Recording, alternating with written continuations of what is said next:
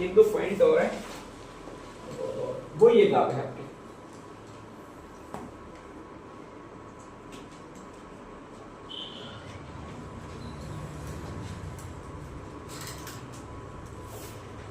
हाँ भाई, ये तृतीय अभियान से कुछ कुछ मिस्टेक्स हुई है, इनसे ध्यान रख लीजिएगा, ठीक है। तृतीय अभियान से पहले जो थे चंद्रसेन राज कर रहे थे, वो यहाँ पर कर रहे थे। कहां पर लिखा मैंने, ये दुर्ग। दुर्ग कौन सा है? पोखरण। और पोखरण दुर्ग है, वो पहले था, वो उसके पास था, देवीदास के पास था। किसके पास था? चंद्रसेन के अंतर्गत आता था, चंद्रसेन राजा था। बाकी पोखरण दुर्ग का अधिपति, मतलब हर किले का एक किलेदार दिया होता है, तो वो किलेदार देवीदास था। कौन था भैया? देवीदास था, ध्यान रख लीजिएगा। और देवीदास ने इतनी सुदृढ़ व्यवस्था प्रबंध कर रखी थी कि वो कभी फैक्ट था, अकबर कोई भी किला जीत ले, लेकिन वहां पर वो एक किला नहीं जीत सकता था अकबर, और वो पोखरण दुर्ग था। देवीदास को खुद पर बहुत बड़ा यकीन था, ध्यान रख लीजिएगा। वो तो ये कहता था कि अकबर आ जाए, देख ले, घेरा डाल के देख ले, 6 महीने पड़े रह जाए, लेकिन ये दुर्ग कभी नहीं जीत सकता है। तो पोखरण दुर्ग में इसी देवीदास लेकर गया इनको, ध्यान रख लीजिएगा। वहां पर ठहराया, और वहां पर एक छोटा सा राजा आया जिसका नाम हर्राय पाटी है। कौन सा नाम है? हर्राय पाटी है, ध्यान रख लीजिएगा। और जैसे ही आया तो पहले 3 दिनों ने प्लानिंग बनाई है, एक बाई तरफ से आक्रमण करेगा बेरीसा, एक दाई तरफ से आक्रमण करेगा कौन? देवीदास। मैं बीच में से आक्रमण करूंगा, ठीक है। और जैसे ही कहा जाता है कि हम अकबर को पकड़ लेंगे, लेकिन जैसे ही कहा जाता है कि वहां पर हर्राय पाटी आया, जिसने नाम बोल दिया कि ये तो अपना ही आदमी है यार, इस पर क्या आक्रमण करें, ये तो अपने कभी काम आएगा, ठीक है। देवीदास कह रहा है नहीं, इसको भी आक्रमण करके पराजित कर देते हैं अपन, ताकि कोई साहस ही नहीं करेगा पोखरण दुर्ग पर अधिकार करने की। इसने ना कहा कि ना, ऐसा नहीं करते अपन, बल्कि 1 लाख रुपए ले लेते हैं और इसको दुर्ग ही दे देते हैं, ठीक है। बाद में एक शर्त रख देंगे, जब भी हमारे पास 1 लाख रुपए आ जाएंगे तो तुझे ये वापस दे देंगे और किला तू हमको दे देना। ये शर्त इसके सामने रखिए। किसके सामने? हर्राय पाटी के सामने रखिए, ठीक है, ध्यान रख लीजिएगा। और इसी बीच कहा जाता है जैसे ही आगे बढ़ा तो वो जाके छुपा है, वो इस पहाड़ियों में छुपे। कौन सी पहाड़ियों में? कान्होजा की पहाड़ियों में छुपे। वहां पर प्लानिंग बना रहा है कि एक तरफ बाई तरफ से आक्रमण करना, एक तरफ दाई तरफ से आक्रमण करना। देवीदास को जो सबसे प्रिय किला था, जहां का वो किलेदार था, वो पोखरण था। जैसे ही पोखरण उसने दे दिया तो देवीदास के दिमाग से चंद्रसेन ही उतर गया, ठीक है। और इसलिए उसने यहाँ पर एक भी बात नहीं सुनी है कि मैं आक्रमण नहीं करूंगा, कुछ नहीं सुना। अगर एक अकेला बंदा भिड़ गया, किससे भिड़ गया? आपके जलाल खान कोर्ची से भिड़ गया। और जैसे ही जलाल खान कोर्ची से एक अकेला बंदा भिड़ा तो हश्र यही हुआ कि पहले मर गया, ये मर गया। कौन? जलाल खान कोर्ची, क्योंकि अनभिज्ञता थी उसको। वो तो अभी ये समझ रहा था कि ये क्या लेकर आ रहा है, आपके संधि प्रस्ताव लेकर आ रहा है, ठीक है। बाद में अचानक कहा जाता है आक्रमण कर दिया, ये मर गया। फिर सारी सेना ने घेर लिया। किसको घेर लिया? देवीदास को। और देवीदास को मार दिया। जैसे ही मार दिया तो कान्होजा की पहाड़ियों से ये निकल गए। वहां पर सेना आक्रामक होगी, मुगल सेना, ये निकल गए, ध्यान रख लीजिएगा। और जैसे ही निकल गए तो कहा जाता है कि यहाँ पर सिवाना में शरण ली।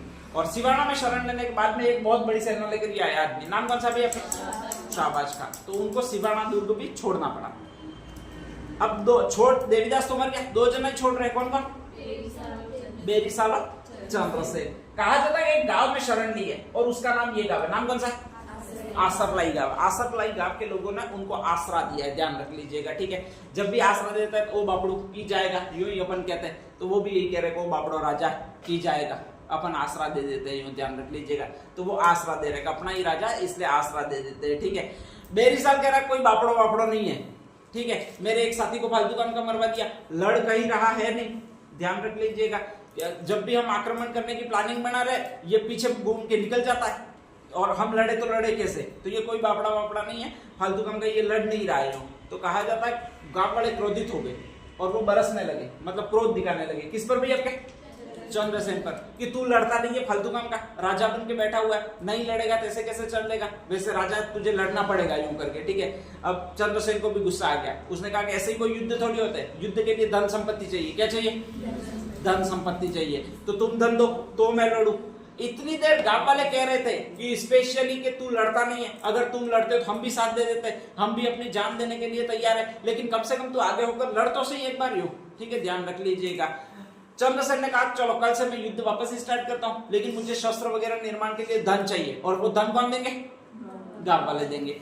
सारे गांव वाले वो उस गांव के, कौन से गांव के? आसरलाई गांव के। पहली बात तो ये। और आसरलाई आता कहां पर है? ये सारी घटनाएं हो कहां पर रही है? जोधपुर के आसपास, ठीक है। जोधपुर वाले पूरे प्रदेश के, इसके आसपास के प्रदेश को मारवाड़ कहते हैं, ठीक है, ध्यान रख लीजिएगा। और मारवाड़ का कोई भी आदमी होता है तो उसकी एक ही पहचान होती है। उसकी पहचान क्या होती है?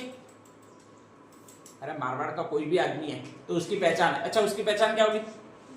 ये लो, तुम मारवाड़ी हो, किसको बोलते हो?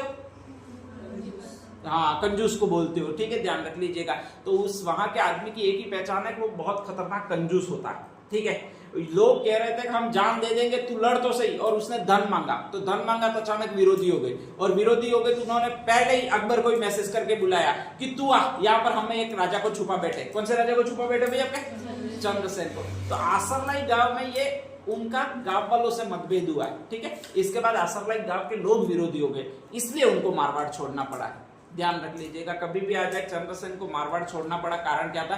तो वहां के लोग विरोधी हो गए थे, क्योंकि चंद्रसेन उनसे धन ले रहे थे शस्त्र बनाने के लिए, ठीक है, और वो धन लेना नहीं चाह रहे थे। अपने यहाँ पर मेवाड़ में महाराणा प्रताप लड़ पाए, उसका एक यही कारण है कि मेवाड़ में अपन जैसे लोग हैं। अपन जैसे का मतलब दानी लोग हैं, ठीक है, ध्यान रख लीजिएगा। दानी है तो दान दे देते। बामाशाह मिला भाई, बामाशाह अपने यही का था, अपने पास तो है नहीं, कहां से दान दे दे। जिसके पास था उस समय, बामाशाह के पास था, तो बामाशाह ने बिना सोचे समझे दान दे दिया, और इतना दान दिया कि लगभग अकबर की जो सेना थी वो 12 वर्ष तक आपके 25 वर्ष तक आपके रह सकती थी, इतना दान दे दिया। तो इस तरह से अपन दानी व्यक्ति है, ठीक है। महाराणा प्रताप को इससे संबलन मिला, ध्यान रख लीजिएगा। तो महाराणा प्रताप इसलिए महान बने, उनके पीछे अपन जैसे लोग खड़े थे। कहाँ के लोग खड़े थे? हाँ, मेवाड़ के लोग खड़े थे। अपने डूंगरपुर वालों को भाग्य होगा उसमें, ठीक है, ध्यान रख लीजिएगा। वहां पे सारे के सारे मारवाड़ी कंजूस थे। कौन से लोग थे? और सबसे ज्यादा मारवाड़ी कंजूस थे वो इस गांव में थे। कौन से गांव में? आसरलाई गांव में। और उन्होंने जैसे ही इसने धन मांगा तो अकबर को फोन करके वापस कहा कि भाई तुम आओ, ये यहीं पर है, और इसलिए उनको मारवाड़ी छोड़ना पड़ा। क्या छोड़ना पड़ा भैया? मारवाड़ छोड़ना पड़ा, ठीक है। हमने कुछ हेल्प की कोरडी गांव में, इससे उनको शस्त्र मिले और वो वापस लड़ने के लिए तैयार हुए, लेकिन उनकी किस्मत खराब थी कि बैरिसल ने क्या कर दिया? जहर दे दिया, ध्यान रख लीजिएगा, ठीक है। तो ये सारी घटनाएं हैं वो उन्हीं की है। नेक्स्ट आगे अगला लिख लीजिएगा, अगला राजा मोटा राजा उदय सिंह, ध्यान रख लीजिएगा, ठीक है।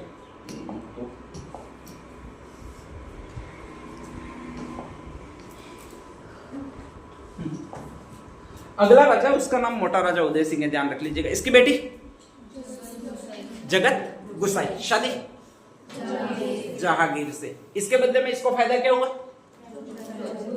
मारवाड़ यानी जोधपुर का शासन प्राप्त हुआ। किसको प्राप्त हुआ? मोटा राजा उदय सिंह को प्राप्त हुआ। ये अकबर का वेवाई बना। क्या बना? वेवाई बना, ठीक है, ध्यान रख लीजिएगा।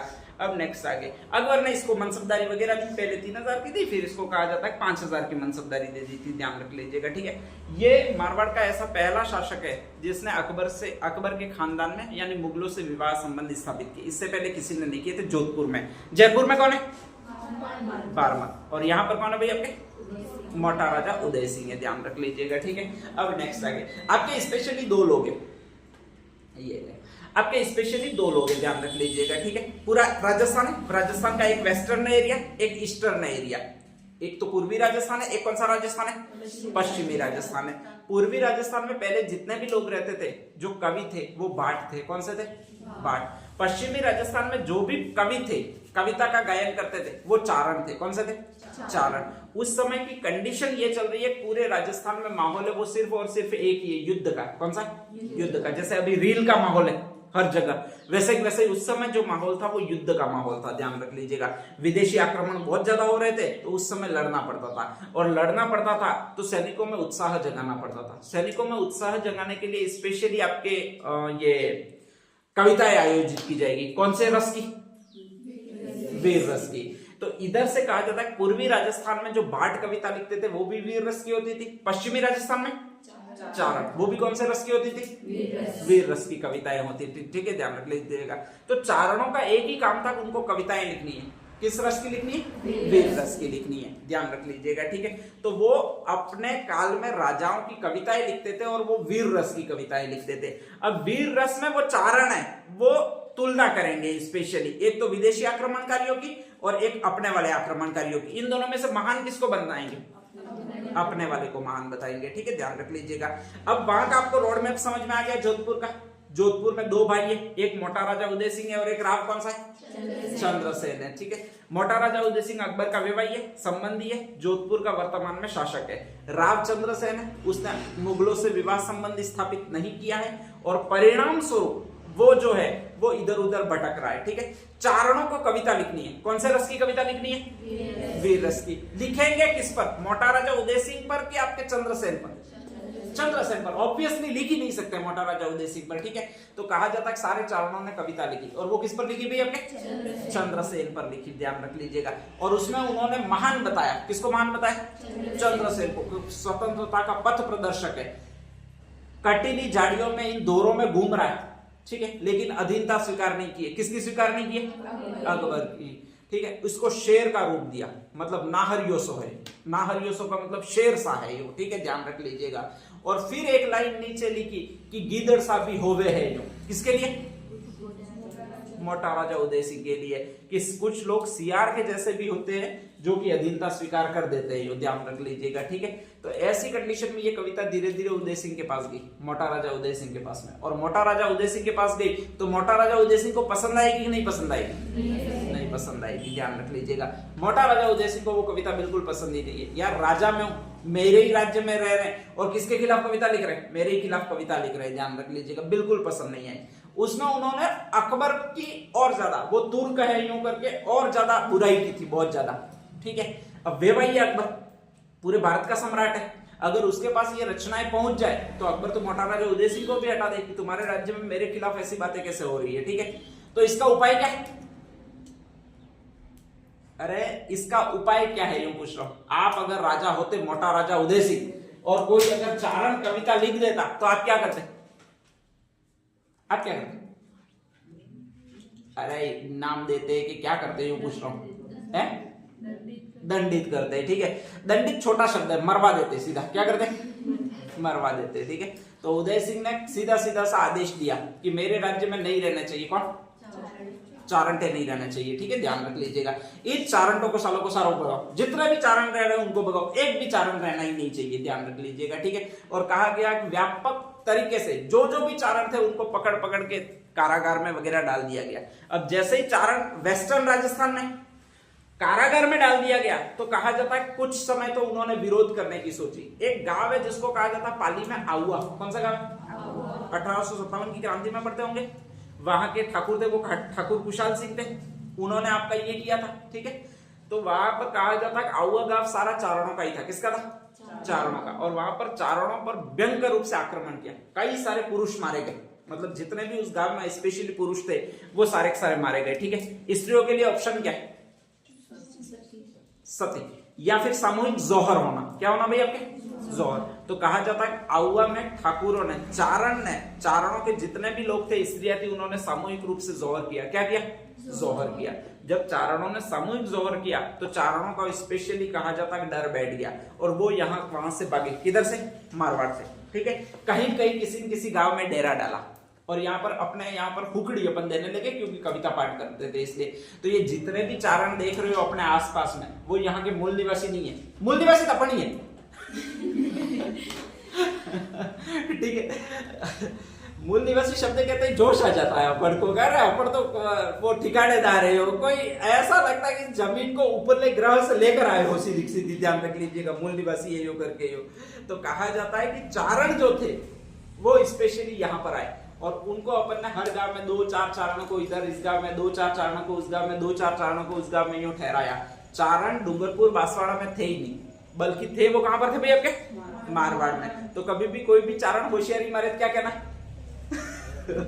भाई मारवाड़ का मूल निवासी अपन है, होशियारी मत मारियो, ध्यान रख लीजिएगा। ठीक है, नेक्स्ट आगे कहा जाता है इससे नाराज हुआ और वो नाराज हुआ, वो उदय सिंह राठौड़ का एक बेटा नाराज हुआ, उसका नाम था किशन सिंह राठौड़। क्या नाम था, किशन सिंह राठौड़। उसने कहा पप्पा गलत है। ठीक है, चारण भी राजपूती होते हैं, भले ही नीचे है, हजूरी टाइप के है, ठीक है, लेकिन ये भी राजपूती है। क्या है, राजपूत, नीचे वर्ग के, निम्न वर्ग के, ध्यान रख लीजिएगा।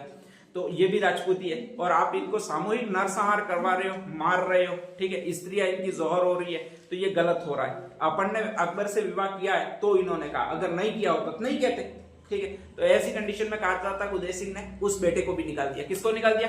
किशन सिंह को। किसको? किशन सिंह वहां से अजमेर आया। कहां पर आया? और अजमेर में एक ठिकाने की इसने स्थापना की, उसी को कहा जाता है किशनगढ़ ठिकाना। कौन सा ठिकाना? तो ये राठौड़ों का ठिकाना है, ध्यान रख लीजिएगा, ठीक है।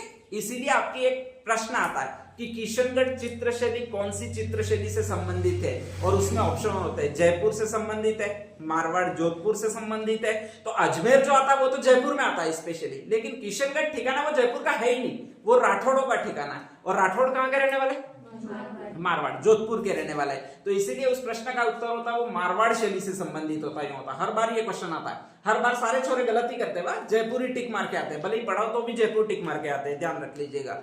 भले सुन के जाओ तो भी जयपुरी टिक मार के आते हैं, ठीक है। तो वो यही सोचता है अजमेर के पास जयपुर आता, जयपुर का ही होगा, ये भूल जाते हैं वो। तो इसीलिए कहा जाता है किशनगढ़ था, उसने किशन सिंह था, उसने किशनगढ़ ठिकाने की स्थापना की और वो राठौड़ वंश से संबंधित है, ध्यान रख लीजिएगा। बाद में कहा जाता है उदय सिंह मर गए। उदय सिंह के बाद में इनका बेटा शासक बना, उसका नाम था सूर सिंह। कौन सा था? सूर सिंह, ठीक है, ध्यान रख लीजिएगा।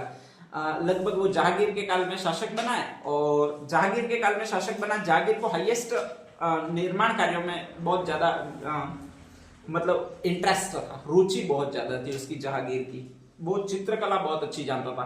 तो सूर सिंह के काल में चित्रकला बहुत ज्यादा विकास हुआ है जोधपुर में। नेक्स्ट आगे कहा जाता है जहांगीर जब राजस्थान में आया था तो वो अजमेर में आया था, और अजमेर में उसने निर्माण करवाया था। किसका?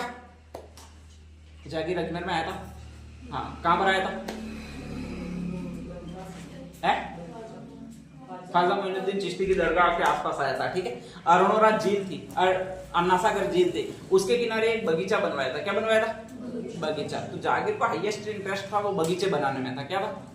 बगीचे बनाने था, ठीक है। तो उसने भी कहा था सूर सिंह को, कहा कि यार ऐसे क्या रहते हो जोधपुर में, कभी घूमने आओ ना, तुम्हारे यहाँ पर बगीचे मिलते हैं ना, पानी मिलता, सिर्फ मिलता क्या रहता, ठीक है। आड़ोटों में वो भी इतना गर्म होता है साला कि आड़ोटने से पहले तो भाप देता, खतरनाक काले भूस हो जाते हो, ठीक है। तो ऐसी कंडीशन में ये क्या कर रहे हो? कहा जाता है उसके लिए एक बाग बनवाया, और वो कहा जाता सूर सागर उद्यान, ध्यान रख लीजिएगा। वो सूर सिंह ने बनवाया हुआ है, स्पेशली जोधपुर में। कहां पर है? जोधपुर में, ठीक है, ध्यान रख लीजिएगा। बाकी सूर सिंह के काल में इतना कुछ है नहीं कि आप याद रखो, ठीक है। इसके बाद नेक्स्ट राजा बनेगा वो गज सिंह है। कौन सा? गज सिंह। तो नेक्स्ट बता रहा हूं, इससे पहले ये लिख लीजिएगा। मोटा अंतिम संस्कार यमुना नदी के किनारे हुआ था। नाम कौन सा? पहले वाले राजा का एक नाम है, उसका नाम है सूर सिंह। क्या नाम है? सूर सिंह, ठीक है, ध्यान रख लीजिएगा। अपन जैसे सूरज यूं कहते हैं, तो सूर से तो सूर सिंह हो गया। जैसे एक राजा, उसका नाम है जहांगीर। कौन सा? जहांगीर।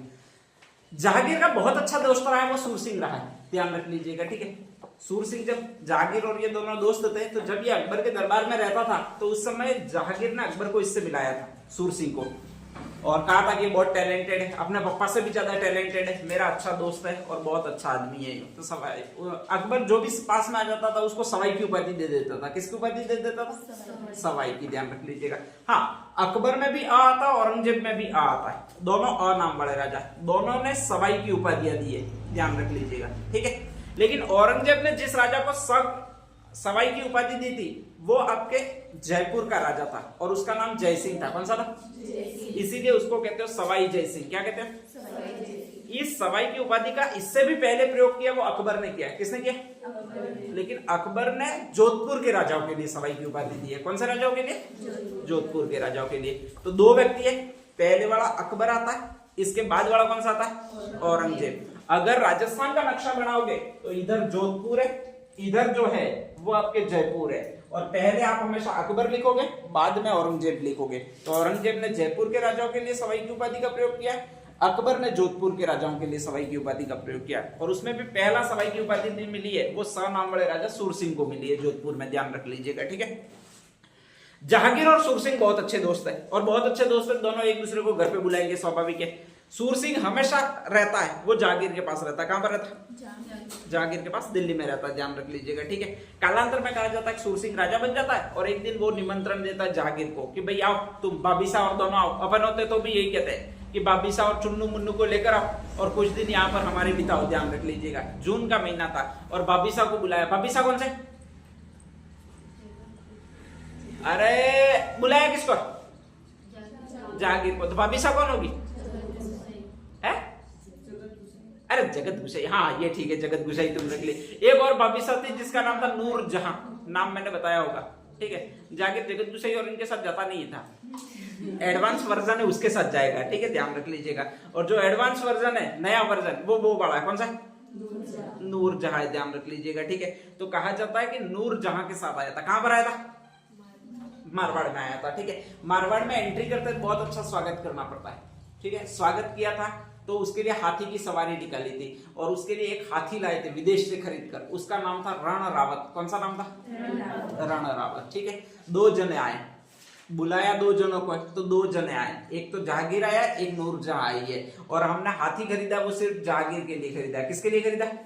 जहांगीर के लिए, ठीक है। नूरजहां भाई बहिरी तो अपनी बैठी नहीं है हाथी पे, ठीक है, और बहिरी को हाथी पे बैठाओ कैसे? उसके लिए एक अलग से फिर कई सारी बहिरियों को इकट्ठी करना पड़े तो बैठे, तो वो प्रॉब्लम है, ध्यान रख लीजिएगा। सिर्फ हमने यही सोचा, हम सीधे साधे लोग हैं राजस्थान वाले, ध्यान रख लीजिएगा, कि हमने यही सोचा कि जहांगीर जी है वो बैठ जाएंगे, राजा जी है वो, और पूरे गांव में हम जुलूस निकाल देंगे। तो रण रावत हाथी को लाए और रण रावत हाथी पर बैठाया, वो आपके जहांगीर को बिठाया। नेक्स्ट आगे, जहांगीर की दिलों की धड़कन है वो कौन? नूरजहां, ठीक है। वो तो पैरों पर चलनी ही नहीं चाहिए, जहांगीर तो हमेशा सर पलकों पर बिठा के रखना चाहता है उसको, ध्यान रख लीजिएगा। तो ऐसी कंडीशन में कहा जाता है कि नूरजहां नीचे चल रही है, ऊपर बैठे हुए हाथी पर वो कौन बैठे हुए भाई? आपके जहांगीर बैठे हुए। और अचानक बहिरी कुछ भी नहीं कहे तो भी इशारे इशारे में बता देती है कि बात तुम्हारे मजे, मैं चल रही हूँ साथ साथ में और तुम ऊपर से ठाट लाट साहब बन के जा रहे हो, ध्यान रख लीजिएगा। अब मेरा कुछ काम पड़ने दो। तो कहा जाता है जहांगीर डर गया और उसने कहा कि यार ये तो गलत हो रहा है, मेरी पत्नी नाराज हो जाएगी, तेरे कारण मेरा डिवोर्स हो जाएगा। एक काम कर, क्या कर? दूसरा हाथी ला और बिठा मेरी बड़ी को, तो मैं घूमूंगा, जुलूस निकालूंगा, ठीक है, ध्यान रख लीजिएगा। तो कहा जाता कि एक दूसरा हाथी तैयार किया। अब स्वाभाविक है कि हाथी है, आदमी ऊपर बैठता तो कोई दिक्कत नहीं होती है, ठीक है, लेकिन अगर औरत बैठती है तो उसके लिए प्रॉपर चीजें चाहिए, ऐसे आदमी वाली चीजें नहीं होती है, ध्यान रख लीजिएगा। औरत कुछ भी चीजें करेगी तो वो प्रॉपर रखेगी। प्रॉपर रखेगी क्या? इसका मतलब ये क्या कि खुद का मेकअप किया होना चाहिए, खुद के मेकअप के साथ साथ और मेकअप होना चाहिए। किसका? हाथी का भी मेकअप होना चाहिए। तो पहली बार जोधपुर में हाथी का मेकअप किया गया। किसका मेकअप किया गया? हाथी का। फौज से हाथी लाए थे, उसका श्रृंगार किया गया और उसी को कहा जाता है एक और हाथी, नाम कौन सा भैया आपके? फौज श्रृंगार। और उस मेकअप करके बिठाया, वो आपके उसको बिठाया। किसको बिठाया? नूरजहां को, बाबिसा को बिठाया, ठीक है, जुलूस निकाला। अब ये सारा प्रोग्राम करते करते उन्होंने फिक्स रणनीति सटीक रखी थी। वाह, अपन 6:30 बजे शुरू करेंगे प्रोग्राम, 7:30 बजे तक बंद कर देंगे, तभी सूरज देवता उगेंगे और इसके बाद राजा जी को गर्मी लगेगी नहीं लगेगी वगैरह नहीं लगेगी, मतलब ध्यान रख लीजिएगा। और इधर से कहा जाता है जहांगीर अटक गया बाई के लिए, बाई के लिए नया हाथी तैयार किया गया। बाई कहे मैं इस पर बैठू ही नहीं, ये तो ऐसे ही काला काला दिख रहा है, मैं पिंक कलर का चाहिए, ये भी ठीक है, ध्यान रख लीजिएगा, तो ही बैठूंगी। सारे हाथी को पिंक कलर का बनाया गया और इस बीच बज गई 12। कितने बज गई? 12। और 12 बजे अपना सूरज देवता है, ठीक है, वो ऐसा समझते हैं कि मैं राजस्थान के लिए ही बड़ा हूं, ध्यान रख लीजिएगा, उनको पूरे विश्व की चिंता ही नहीं है। तो भयंकर चमकने लगे और भयंकर चमकने लगे तो इसमें बहुत ताप लगा, वो दोनों को लगा। दोनों को तो क्या लगे, जहांगीर को तो लगेगा कि नहीं लगेगा पता नहीं, लेकिन अवश्य लगा। किसको? नूरजहां को, ध्यान रख लीजिएगा, ठीक है। जैसे ही उतरी, पहले बनना ही कि 12 बजे कोई सवारी निकालने की होती है जहांगीर पर। जहांगीर किस पर बनना है?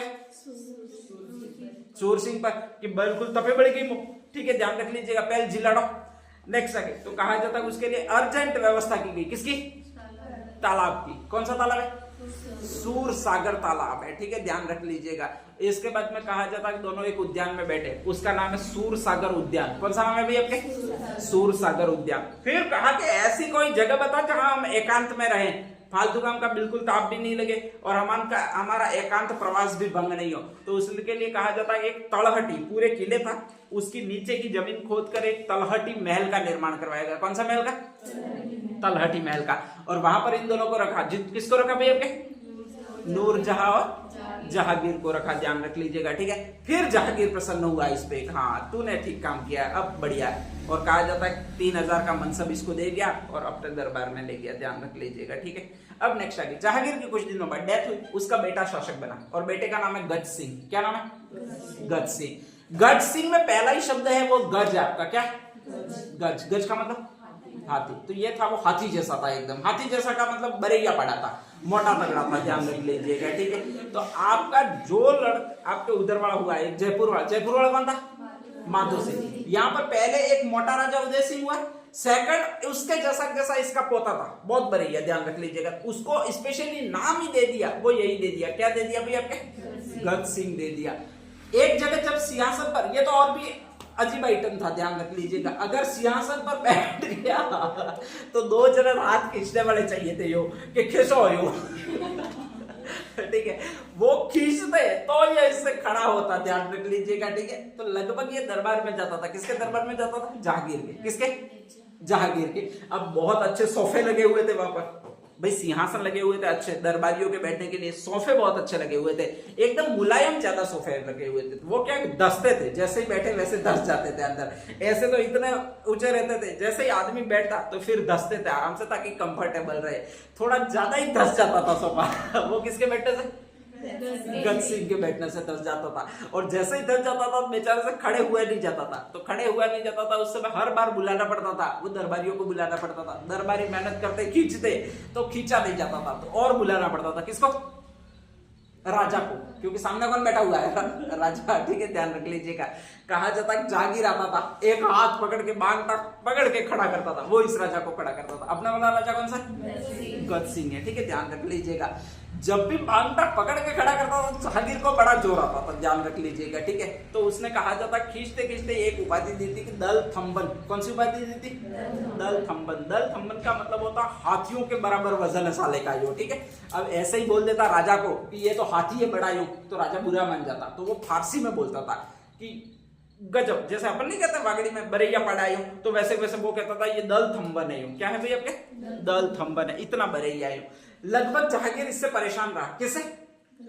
गद सिंह से परेशान रहा। तो उसने कहा जाता है कि उसको यही कहा कि भाई तू तेरे घर पे रह, यहां पर मत आ, कोई दिक्कत नहीं है, तेरी मैं सीट खाली रहने दूंगा, तेरे को मनसबदारी पद दे देता हूँ। मनसबदारी का मतलब वहां पर जो बैठते हैं उनको वेतन मिलता है, तो मैं वेतन तुझे दे देता हूँ, तू वहीं पर रहे यूं, ठीक है। और उसको एक्स्ट्रा वेतन दे देता था। जैसे सूर सिंह को लास्ट 3000 तक मिला था, इसको कहा जाता है मैं तुझे 4000 का मनसब दे देता हूँ, ठीक है, लेकिन तू वहीं पर रहे। कहां पर रहे? तेरे मारवाड़ में, जोधपुर में ही रहे, यहां पर मत आ। कहां पर मत आ? दिल्ली, ठीक है, मत आ, तू फालतू काम का मत आ, मेरे को परेशान करता है यूं। गद सिंह भी जान गया था कि जहांगीर मुझसे परेशान है, तो उसलिए आदमी को देखो ज्यादा वेतन चाहिए होता है, और ज्यादा वेतन चाहिए होता है तो उसी दुबली नस पर चोट करते हैं, ठीक है, ध्यान रख लीजिएगा। तो ये कुछ दिन होता है और पहुंच जाता वापस। कहां पर पहुंच जाता? कि अरे राजा जी मैं आपको बहुत ज्यादा मिस कर रहा हूं जहांगीर जी, यूं करके, ठीक है, ध्यान रख लीजिएगा। और वहां पर 5-7 दिन रहता, और 5-7 दिन तक डोबा जैसा ऊंचा करता, पोस्टा पकड़ कर वैसे वैसे जहांगीर को ऊंचा करना पड़ता, वो इसी को ऊंचा पकड़ना पड़ता। किसको भी? आपके गद सिंह को। कहा जाता है कि एक बार वापस गया तो इसको 5000 का मनसब दे दिया कि मैं तेरे को 5000 का मनसब दे देता हूं, तू हर 6 महीने में आईओ भी मत यहाँ पे, ठीक है, ध्यान रख लीजिएगा। मैं हर 6 महीने में तेरा मनसब बढ़ाता रहूंगा, 6000, 7000, 8000, भले नहीं है ही नहीं, श्रेणियां भी नहीं है, 9000, 10000, लेकिन तेरी कुर्सी एक अकेली आके रखता रहूंगा मैं, ठीक है, और तेरा मनसब बढ़ाता रहूंगा, ध्यान रख लीजिएगा। तो इस तरह से कहा जाता है कि उसको हाईएस्ट मनसब जो जहांगीर के काल में मिला वो 5000 का मिला। इसके बाद में कहा जाता है वो यहाँ पर आया, फिर कहा जाता है एक बार वापस वहां पर चला गया। वापस चला गया, जहांगीर को पहले ही पता लग गया कौन आने वाला? गद सिंह आने वाला। इसको कहा कि इसको यमुना नदी के किनारे मेरा जो महल है उसमें ठहराओ, अकेला ही रहेगा, ठीक है, ध्यान रख लीजिएगा। और बाकी से उसको यहाँ पर नहीं लाना। कहां पर नहीं लाना भी? आपके दरबार में नहीं लाना, दिल्ली दरबार में नहीं लाना, सीधा सीधा यमुना नदी के किनारे एक महल बने हुए उसमें ठहराओ। मैं इसका मनसब यहाँ से बढ़ा ही देता हूँ, सीधा बढ़ा देता हूँ, 6000 का मनसब कर देता हूँ, कोई दिक्कत वाली बात नहीं है, ठीक है। और अगर संतुष्ट नहीं हो और फिर भी आने की जिद करे तो कह देना इसको कि तेरा मनसब है वो 7000 का कर दिया, बहुत ज्यादा पेमेंट तेरी हो गई है, बस वहीं पर पढ़ा रहे। कहां पर पढ़ा रहे भैया? आपके दिल्ली में, यमुना नदी के किनारे, ठीक है। तो यमुना नदी के किनारे वाले महल में ठहराया गया। अब ठहराया गया तो वहां पर भी सोफे लगे हुए थे, सोफे लगे हुए थे, कोई बैठा ही नहीं था, नया नया महल बनाया था और उसमें जहांगीर ने उसको ठहराया। थोड़े सोफों की गद्दियां थी वो फूली हुई थी, आराम से जाकर बैठ गया, वो थोड़ा दकड़ा कर बैठ गया ऐसा लगता है, ठीक है, ध्यान रख लीजिएगा। 10 ज्यादा गया और वहां पर जहांगीर वगैरह कोई गए ही नहीं कई दिनों तक। तो वहीं पर कहा जाता है सोफे में बैठे बैठे ही मृत्यु होगी। किसकी मृत्यु होगी? आपके गद सिंह की मृत्यु होगी। बेचारा शरीर है इतना बड़ा, एनर्जी चाहिए, एनर्जी कोई देगा ही नहीं, कैसे रहेंगे, ठीक है, ध्यान रख लीजिएगा। जहांगीर के पास खबर पहुंचवाई गई कि क्या हुआ, मर गया। ठीक है, ध्यान रख लीजिएगा। जहांगीर पहले तो बहुत खुश हो गया कि एक समस्या टली। ठीक है, ध्यान रख लीजिएगा। आता तो बहुत ज्यादा दिक्कत होती। ठीक है, लेकिन फिर दूसरी समस्या शुरू हुई। दूसरी समस्या क्या थी? इसका अंतिम संस्कार करने के लिए ले कैसे जाए? साला माना तक ले तो जाना पड़ेगा इसको। ठीक है, ध्यान रख लीजिएगा। अब इसको ले कैसे जाए? बहुत बड़ी प्रॉब्लम हो गई। अब बहुत जैसे ही बड़ी प्रॉब्लम हो गई तो उसने कहा कि आप क्या करें? तो बाकी दरबारियों ने कहा देखो अपना महल जो बना हुआ है वो एक नदी के किनारे बना हुआ है। कौन सी नदी के किनारे बना हुआ है? यमुना नदी के किनारे बना हुआ है। यमुना नदी की तरफ एक गेट खुलता है। क्या खुलता है? गेट खुलता है। ठीक है, हांग भराव कॉकी। ध्यान रख लीजिएगा। किस तरफ ले जाओ? यमुना नदी की तरफ ले जाओ और फिर कहां पे डाल दो? यमुना नदी में डाल दो। फिर नदी उसका काम जाने और गज सिंह जाने। ध्यान रख लीजिएगा। ठीक है, तो कहा जाता है कि यमुना नदी में समाधि के रूप में प्रवाहित किया गया। किसको प्रवाहित किया गया भाई? आपके गज सिंह को किया गया। ध्यान रख लीजिएगा। गज सिंह का जो चबूतरा बना हुआ है वो आपके दिल्ली में बना हुआ है। कहां पर बना हुआ है? उसी नदी के किनारे बना हुआ है। कौन सी नदी के किनारे? यमुना नदी के किनारे बना हुआ है। ठीक है, ध्यान रख लीजिएगा। तो इनका चबूतरा यहाँ पर नहीं है, लास्ट में मरे वो दिल्ली में ही मरेंगे। उनका नेक्स्ट बेटा शासक बनेगा, उसका नाम जसवंत सिंह है। कौन सा नाम है? जसवंत सिंह है। ठीक है, तो लास्ट इसमें लिखा क्या है आपने? अंतिम संस्कार